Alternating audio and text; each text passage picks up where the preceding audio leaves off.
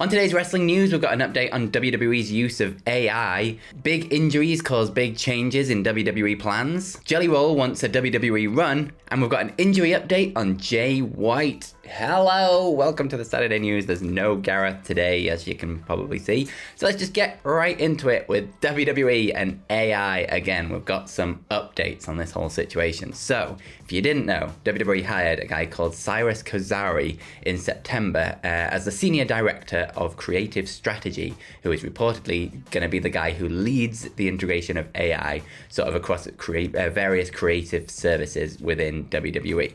Now, the Wrestling Observer have a bit of an update on all of this. He says, Dave Meltzer obviously says that during a WWE production meeting, sort of discussing the integration of artificial intelligence into the creative process. Now, during a recent WWE production meeting, kind of discussing the integration of AI into the creative process, Triple H himself addressed everyone on the sort of potential impact to WWE jobs, and he stated that AI would be used in a creative, video and graphics and storytelling, but assured everyone present that nobody will be replaced.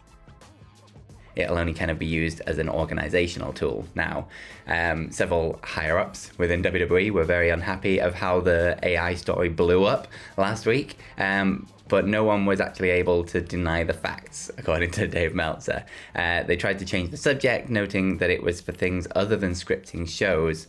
Now, although that is true, they are doing it with other things as well, as the example that Dave shared last week proves. They are also trying it for creative. If you don't know what that was, the AI apparently pitched a plan for Bobby Lashley to return as someone who is obsessed with Japan and Japanese culture. So yeah, that's good pitch, AI. Well done. Meltzer carries on to say that right now, publicly, the idea is that AI will be doing the job of a writer's assistant, but that's kind of just the present plan and not what they want it to be in the future. Now, anxiety backstage was reportedly heightened when another executive kind of made a bad joke about it, just saying that it's not taking anyone's jobs except for this one person kind of making a joke at it, but it's still got people nervous backstage. People are worried because supposedly the trust level within WWE is down since they lied to everyone about the first Seth Rollins injury.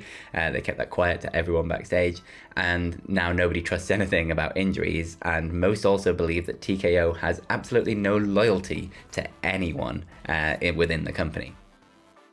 So the way the WWE creative team works is that you kind of start as a writer's assistant and work your way up most of the time, and one person noted that even if it just eliminates some entry-level positions, that would mean fewer new writers being trained up in the process. Now, Meltzer wrote that WWE is currently uploading its kind of creative history to the AI for it to work with the belief that it will sort of get better and learn about it over time. And there's also belief that WWE would be relying on AI creative pitches if the AI ideas it generated weren't so terrible. So although it isn't working as intended yet, Meltzer said that sources he heard from were under the impression that the company will come to use the technology for creative pitches as it becomes more advanced. So they are very much integrating this within all things WWE, it seems, not just the sort of video process, but the creative process as well. And I can understand why people would be nervous about this. This is like the big talking topic of AI is surrounding creative jobs specifically, and sort of the replacement there. And now WWE have always been one to jump on newer technologies. They've done it throughout the history of the company. The streaming platform was one of the first sort of entertainment entities, I guess, that had their own specific streaming platform. It kind of set a trend in that way. So they always jump on top of these things, and I can thoroughly see them using it to every extent going down the line. It's not like TKO specifically, but WWE in history as well have been shy away from doing mass firings and things to decrease the amount of staffing they have, the amount of overheads they have, and use any tools they can possibly get their hands on to decrease those spends. So we're just going to have to wait and see where this sort of appears within WWE programming, but I assume it's going to be cropping up a lot more, and I assume there's going to be a lot more talk online as well about it. So we will keep you up to date as and when we find more. Now, speaking of WWE, big injuries are causing some big creative changes. Now, obviously, we've had Seth Rollins, who is injured at Crown Jewel, and we also have Jacob Fatu, who is out with an injury. Now, Meltzer, again, in the Wrestling Observer, is reporting that this is causing big changes to the creative process. Now, the men's War Game match is still planned to go ahead, which is going to be a team of Punk and Roman taking on the Vision.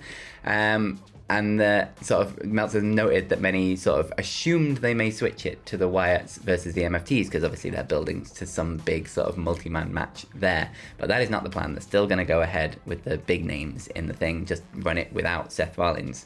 Now, some are assuming that the Usos will join Punk and Roman, but how that works out with the Punk versus Jay match, I'm not entirely sure.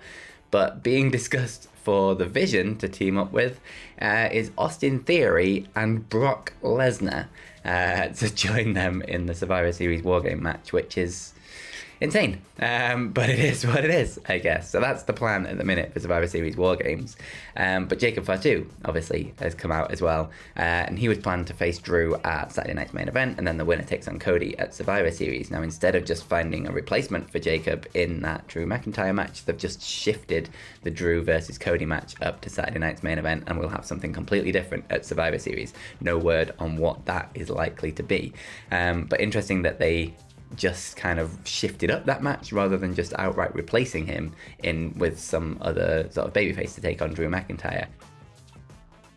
Kind of shows maybe a lack of depth in the roster at the minute, that there's not many people ready to sort of take these positions when people drop out, and it's entirely down to sort of the WWE creative this year it's not been great, let's face it. So there's just no one there to immediately replace Jacob Fatu. So no word on what the Cody match is going to be at Survivor Series. This is assuming that Drew McIntyre doesn't beat Cody for the championship, which I think is safe to assume. But yeah, big injuries causing big changes down the line with WWE. Now sticking with WWE for a bit, and Jelly Roll, the guy who recently announced on Chris Van Vliet that he is a fan of WhatCulture, so shout out to Jelly Roll, hell yeah. So he was on the Chris Van Vliet podcast, go check it out, talking about his SummerSlam match and how he feels that he has more to offer within WWE. Now, interestingly, it's not just one more match that he wants, but he wants a run in WWE if they will have him. And he said that he would love to wrestle like every Friday for a 6 to 9 month run, which is crazy. But I mean, more power to him. If he wants to do it, why the hell not? I think he did a great job at SummerSlam. It was really, really fun. He like all the reports are saying that he worked his ass off in the run up to it with training and like lost a lot of weight and just a lot of like in-ring training to get ready for it. And he was the guy who like pushed for him to take the pin because it was the like one that made the most logical sense, obviously, in the match. So it seems like he's very much a team player, and he just loves wrestling, loves the business, and wants to be involved in it a bit more, and you can't argue against that. So personally, I'd love to see Jelly Roll do a bit of a run in WWE. I think it'd be really fun and a bit interesting, but let us know down in the comments below. Do you want to see this? And if you do want to see it, who do you want to see him fight over a run of 6 to 9 months, which is absolutely insane. But yeah, let us know down in the comments.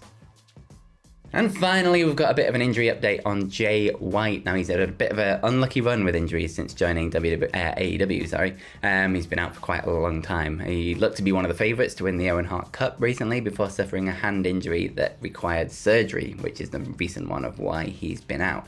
Now, he was teasing fans on X. He just put up a post that just said one word, ready. But Show My Sup of Fightful Select have a bit of a scoop on this, claiming that he is not ready to return yet. He says that the X post was likely just to kind of stir up the fans and get people talking a little bit.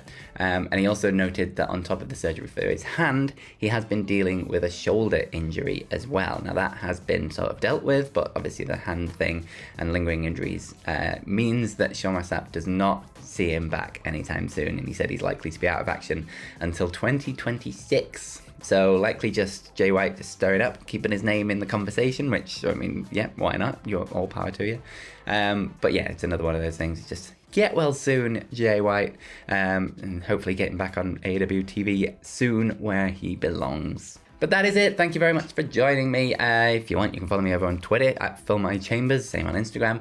And click the video on the screen to continue on your YouTube journey. Keep watching things. And I am going to be hosting Ups and Downs later on because Simon Miller is off. So I hope that doesn't just put you off and make you not want to click on it. But come watch me do that because that'll be fun as well. But most importantly, have yourselves a bloody good day.